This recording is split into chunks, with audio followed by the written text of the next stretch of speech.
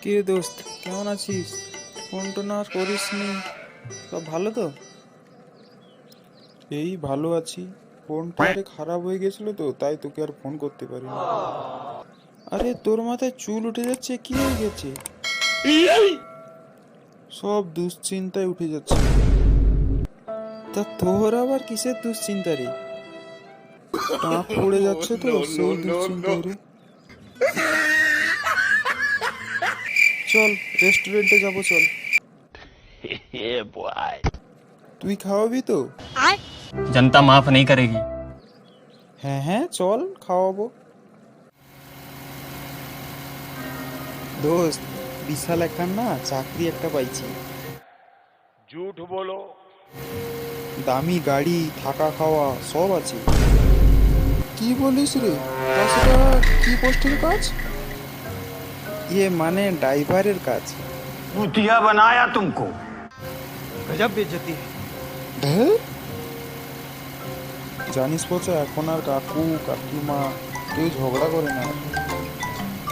বাহ, কি বলিস রে? তা ঝামেলা নিষ্পত্তি হয়েছে বল? তা কি করে হলো?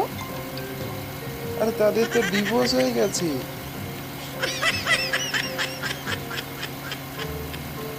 চল রেস্টুরেন্ট চলে এসছে, ওখানে গিয়ে কথা বলবো। ওকে। জানিস, আমি এত গরম চা খাই, কেটলি থেকে সোজা মুখে ঢেলে দিই। কি বলিস রে? তা তুই কি করে খাস? আরে আমার কথা বলিস না, আমি তো চা পাতা পানি দুধ চিনি সব মুখে দিয়ে গ্যাসে বসে পড়ি। আচ্ছা বন্ধু, বল তো, কখনো কি রবীন্দ্রনাথ ঠাকুর ফুটবল খেলেছে? কেন, কি হয়েছে? না মানে ওর একটা গান আছে, বল দাও মোরে বল দাও। बुरा लगता है भाई, आप लोग भी जानते हो। হ্যাঁ, হবে হয়তো। तौबा तौबा तौबा, थारा मूड खराब कर दिया। জানিস দোস্ত, আমার এক ভাই না অনেক সাহসী ছিল রে, একাই একটা বাঘের সঙ্গে লড়াই করেছিল। কি বলিস রে? তারপর কি হলো? কি আর হবে, তারপর থেকে আমরা দুই ভাই। তুই সবসময় বোকার মতো কথা বলিস কেন? যাতে তোর বুঝতে সুবিধা হয় সেই জন্যে। হ্যাঁ, তার মানে আমি পাগল? মেনে নিলি এত তাড়াতাড়ি? চল বাড়ি চল।